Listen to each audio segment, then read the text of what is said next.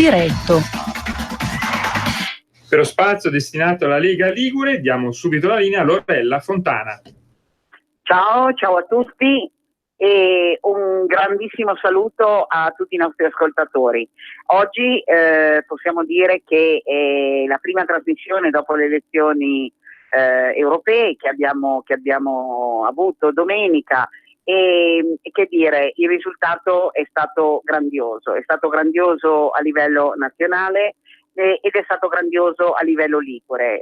In Liguria la Lega è andata veramente molto bene, siamo molto soddisfatti. È una politica la nostra che, come si vede, piano piano sta conquistando veramente tutti. Cioè la politica del buonsenso portata avanti dalla Lega Nord non solo attraverso l'opera grandiosa del nostro capitano Matteo Salvini, ma anche attraverso tutto quanto fatto dai nostri candidati europei e da tutte le forze che come militanti, sostenitori e come eletti nei vari enti abbiamo portato avanti. Quindi veramente un grazie immenso a tutti coloro che ci hanno sostenuti, che ci hanno fatti sostenere e che hanno dato questa grande spinta propulsiva al nostro movimento. E proprio per quanto riguarda le elezioni europee dovremmo avere in linea il nostro neo eurodeputato Marco Campomenosi. Marco, ci sei? Buongiorno a tutti, ciao Lorella. Ciao Marco, grazie di essere con noi. Marco, intanto ti rinnovo, come già ho fatto, veramente le mie felicitazioni, le mie congratulazioni e la mia grande soddisfazione per la tua elezione. Eri la persona più indicata per ricoprire quel ruolo, sei una persona meravigliosa e sei una persona che ci insegna molto, per cui io sono veramente molto contenta, ma te lo dico con grande cuore, lo sai, e sicuramente è la soddisfazione di tutti noi genovesi e liguri ad aver portato te al Parlamento europeo. E volevo che tu appunto ci raccontassi queste tue prime ore da europarlamentare. Sì, ti ringrazio per le tue parole, insomma è incredibile l'attestato di stima che sto ricevendo dai cittadini, dalle persone della nostra Liguria, perché poi la nostra scelta è stata di rivolgerci in campagna elettorale quasi esclusivamente alla nostra regione ed era una scommessa difficile perché un collegio elettorale che comprende anche il Piemonte e la Lombardia, oltre che la Valle d'Aosta, fa sì che in Liguria sia più difficile riuscire a eleggere un parlamentare europeo, quindi insomma quasi 18.000 preferenze è stato un risultato incredibile, tenuto conto che insomma il mio cognome è abbastanza lungo da scrivere. Non è semplicissimo. Esatto, e che in questi anni lavoravo a Bruxelles svolgendo un lavoro impegnativo che mi teneva quasi tutto il tempo lontano dalla mia Genova. Ero vice segretario generale del gruppo di cui fa parte la Lega al Parlamento europeo, lavoravo insieme a Marco Zanni, a Paolo Borchi, anch'essi sono stati eletti per la formazione del nuovo gruppo. Avete visto tutti in Piazza Duomo quanti partiti europei sono nostri alleati e sono venuti insieme a noi a celebrare la centralità di Matteo Salvini nel messaggio politico di chi vuole un'Europa che faccia meno cose, che ci costi meno, che blocchi l'immigrazione clandestina, insomma un'Europa che debba cambiare molto, assolutamente. E quali saranno come dire le tue prime azioni così come dire distinto, ecco, quali saranno le tue prime azioni, cosa vorresti che si realizzasse al più presto, ecco? Ma allora intanto il calendario, no, dei prossimi mesi prevede che l'Italia, un po' tutti i governi dovranno concentrarsi nell'indicare chi saranno i prossimi commissari europei. Quindi speriamo che l'Italia, insomma, dopo l'esperienza di Mogherini, che è stata abbastanza fallimentare, riesca a portare avanti un commissario europeo su un tema magari importante per il nostro paese, il commercio, la concorrenza, il mercato interno, insomma i temi possono essere tanti, l'agricoltura, perché no? Che possa lavorare per il nostro sistema paese. Certo. E poi l'altro grande tema è la programmazione del prossimo settennato, perché come voi forse sapete l'Unione Sovietica programmava di 5 anni in 5 anni, l'Unione Europea è fra virgolette più ambiziosa, fa programmazioni di 7 anni in 7 anni. 7 anni in 7 anni. Esatto, questo anno, questi 12 mesi che abbiamo di fronte serviranno anche per decidere come i nostri soldi che vanno a Bruxelles, che sono troppi indubbiamente, dovranno essere distribuiti e dovranno scendere giù. Quindi la Lega, che non vuole distruggere tutto, ovviamente, per quello che serve per aiutare le imprese, i comuni, le piccole realtà, i piccoli è favorevole, ma è assolutamente contraria agli sprechi, e ce ne sono tantissimi. Pensiamo alla doppia sede del Parlamento europeo, pensiamo ai soldi alla Turchia, pensiamo ai soldi, il cosiddetto fondo di preadesione, cioè una montagna di soldi che va ai paesi balcanici, che per fortuna speriamo non entrino mai nell'Unione Europea, compresa l'Albania. Tutta una pioggia di denaro non controllato, che non si capisce a cosa serve. L'External Action Service, che è una specie di diplomazia parallela a quella degli stati, che non serve assolutamente a nulla. Insomma, ci sarebbero un sacco di tagli da fare, perché poi l'Italia è un contributore netto del bilancio dell'Unione Europea, ovvero diamo 2-3 miliardi circa ogni anno in più rispetto a quello che poi viene distribuito all'Italia. È solamente, quindi ecco, è responsabilità anche nostra fare in modo che queste cose si invertano. Ecco, certo. Sì, anche perché appunto vogliamo veramente un'Europa che sia un'Europa diversa. Ecco, perché l'Europa che ci hanno finora dato purtroppo non ci appartiene, non può appartenerci, ma credo che il popolo l'abbia proprio dimostrato, perché il voto ha dichiarato chiaramente che la popolazione vuole un'Europa diversa. Esatto, poi questa è la trasmissione sulla Liguria, quindi per noi liguri il tema delle infrastrutture è importantissimo. Certo. Genova è la capitale della logistica italiana, Genova, Savona e La Spezia rappresentano realtà portuali importantissime, non so se il 70-80% dei traffici portuali di quelli che si sdoganano passa per la Liguria. In Italia Gioia Tauro è solo transshipment, è un altro tipo di porto.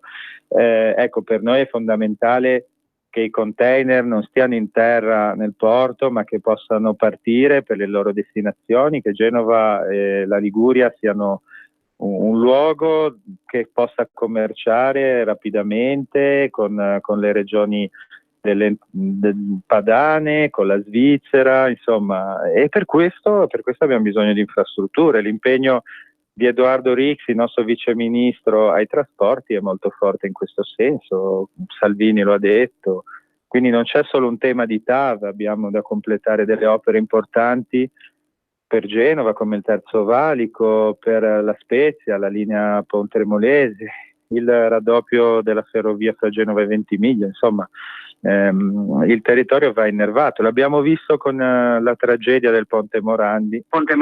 Bravo. Esatto, come grazie alla capacità di Bucci, Totti e Rixi siamo riusciti già a mettere in campo, grazie anche al governo, l'impegno del governo, le infrastrutture per ovviare a questa tragedia che rischiava di bloccare la città. La città è ferita, ma lavora, funziona, si riesce a circolare. Venite a Genova, visitate Genova, fra l'altro oggi è una giornata fantastica, un sole splendido, la città è viva anche grazie alla capacità dei nostri amministratori di reagire a una tragedia incredibile. Speriamo poi fra 1 anno e mezzo veramente che sia ripristinato il nuovo ponte e si possa partire alla grande. È quello che veramente ci auguriamo tutti, perché purtroppo questa tragedia ci ha segnati in modo particolare, e però appunto ci ha messi in ginocchio, ma sicuramente non ci ha fermati, ecco. E questo credo che sia stata una grande prova, ma per tutto il mondo, cioè Genova è stata una grande prova per tutto il mondo. Sì, io a Bruxelles ricevevo messaggi di stima, solidarietà e anche preoccupazione da parte di tanti amici e che di tutto il mondo, di tutta Europa, che volevano sapere. Ecco, un esempio incredibile sono state le imprese dell'area del crollo, che hanno subito dei danni ingenti, ma che hanno saputo continuare la loro attività anche grazie a un impegno dei lavoratori che hanno accettato magari di lavorare meno, di fermarsi alcuni giorni della settimana, ma impegnandosi ancora di più. Quindi penso al caso di Ansaldo Energia, che rischiava di avere già gli avvoltoi che giravano attorno ai suoi clienti, e invece grazie a Zampini, che è un manager incredibile, non solo hanno saputo continuare a mandare avanti la loro produzione, ma a soddisfare i loro clienti. Quindi ecco, a volte noi genovesi ci piangiamo addosso, siamo ipercritici, per una volta possiamo dire davvero che siamo stati bravi, assolutamente. Sì, e che si sta facendo e si sta continuando a fare incessantemente, quindi questo credo che è una cosa che debbano riconoscere. Chi è onestamente, chi è intellettualmente onesto lo deve riconoscere, io è quello che dico sempre, ecco. Marco, guarda, io sono molto contenta di averti avuta qua in trasmissione e ti ringrazio tantissimo. Spero di poterti risentire presto, perché tu ci possa raccontare appunto le prime azioni che verranno portate avanti in Europa, e ti auguro a nome di tutta la Liguria un buon lavoro. E portaci sempre nel tuo cuore, perché sai benissimo che noi siamo lì con te fianco a fianco. No, ma io ti ringrazio, Lorella, io non sono niente senza tutte le persone che in Liguria mi hanno dato una mano, da Ortonovo a Ventimiglia, dai piccoli comuni dell'entroterra alle grandi realtà turistiche e sviluppate delle coste, delle riviere. Quindi l'impegno mio di rappresentare la Liguria sarà non solo un obbligo, ma un piacere incredibile. Poi non fosse altro che è una delle regioni più belle del mondo, quindi non potrei È vero. Lo dico da milanese che è trasferitami, quindi confermo. Marco, un abbraccio e buon lavoro. Grazie di cuore, davvero. Grazie un saluto a tutti i radioascoltatori. Grazie Marco. Ed ora, dopo il nostro neo-europarlamentare, abbiamo in linea Antonio Olivieri. Buongiorno Antonio. Buongiorno Lorella, buongiorno a tutti. Antonio, che è il nostro consigliere municipale del centro-est con la delega alla sicurezza, ed è anche molto impegnato con la sua sezione centro, che è una sezione storica, direi. Quindi io volevo chiederti un po' più quello che è il ruolo del lavoro della sezione che magari quello del municipale. Ecco, facciamo un po' un'inversione di tendenza delle domande solite. Sì, volentieri. È un'ottima occasione quella che tu mi dai, perché spesso e volentieri si parla degli eletti. Al proposito, rinnovo ancora una volta il mio in bocca al lupo a Marco, che ci ha fatto sudare con i banchetti, però devo dire era facile farli, perché Marco Campomenosi è una preparazione e una competenza che ho visto veramente raramente. Sì, è vero. Oltre ad essere una persona splendida. Sicuramente, esatto. E preparatissimo, per cui esatto. Devo dire che fare la campagna elettorale quando si hanno dei candidati di questo livello diventa leggermente più facile. Ti parlo del mio ruolo. Tu hai detto appunto consigliere municipale, sono capogruppo nel centro-est e responsabile organizzativo della sezione centro. La sezione centro occupa 2 municipi di competenza, uno di questi è il centro-est, l'altro è la Bassa Val Bisagno. La sezione è composta, come tutti sapranno, da un direttivo eletto dai militanti.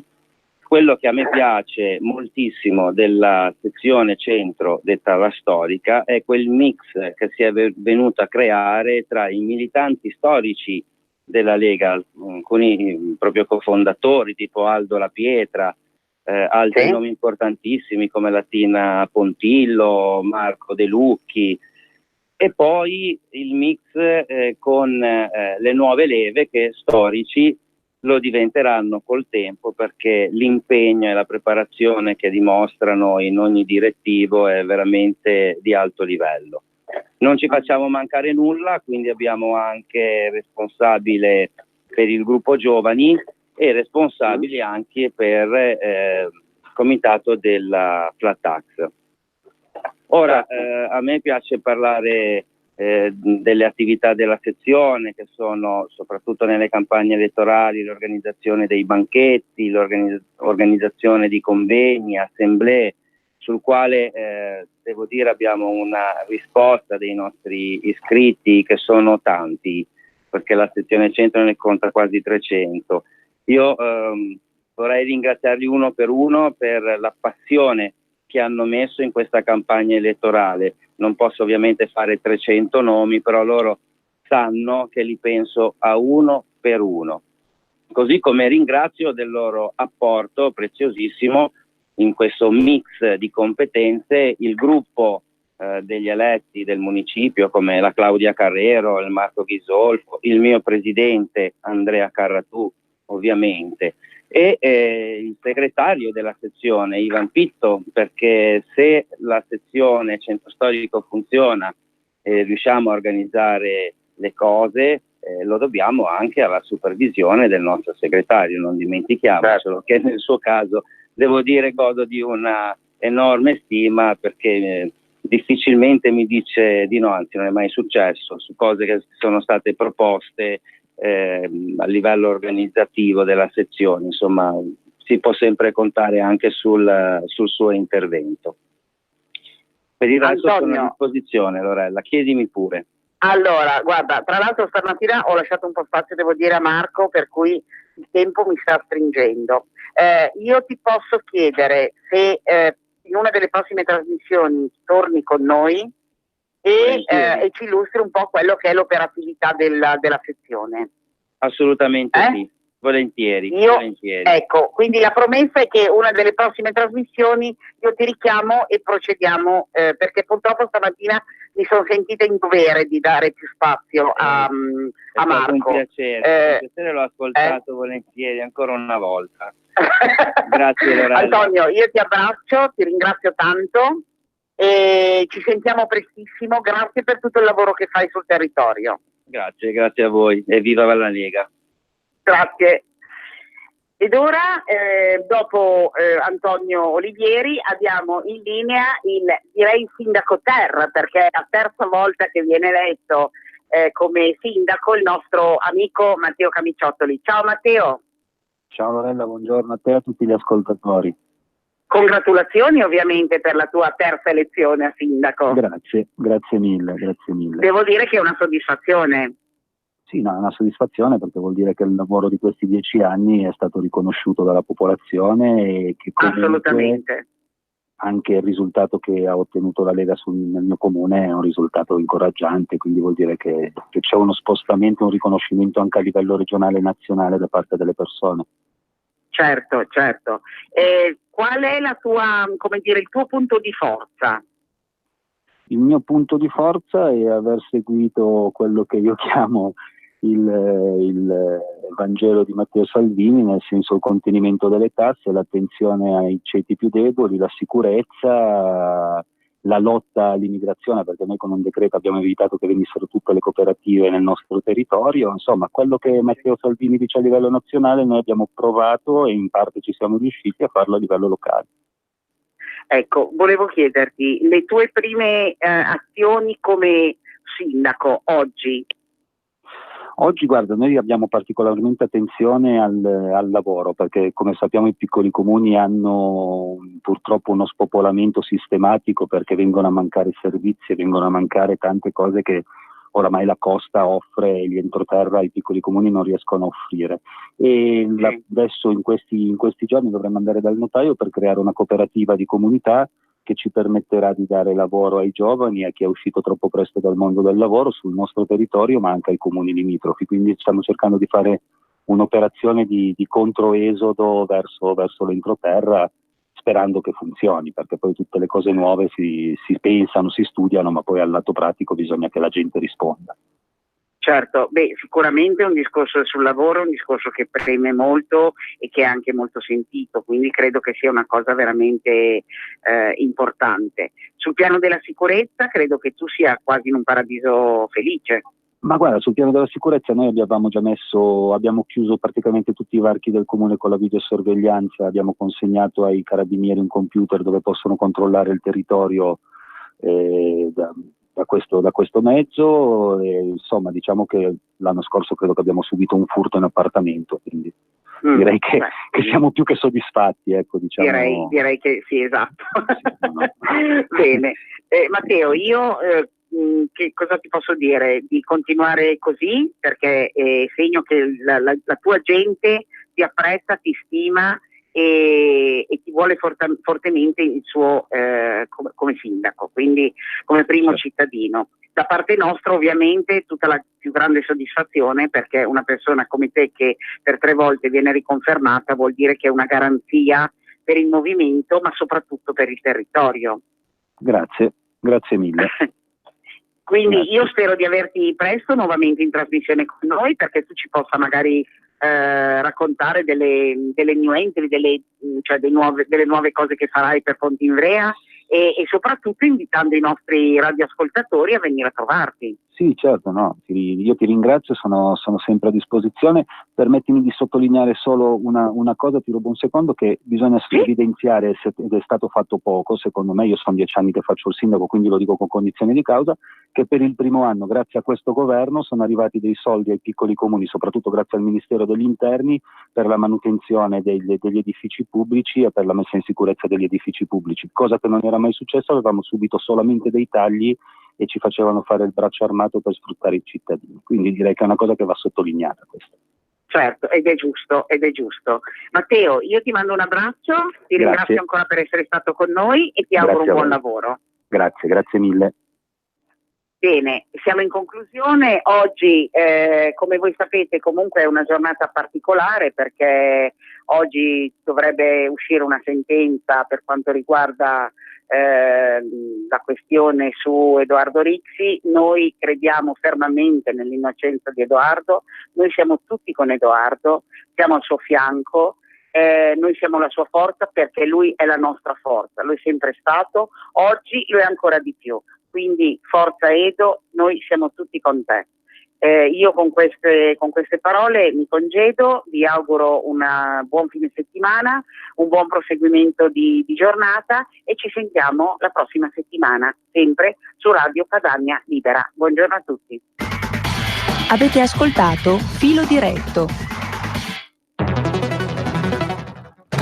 Ciao Ruspa, come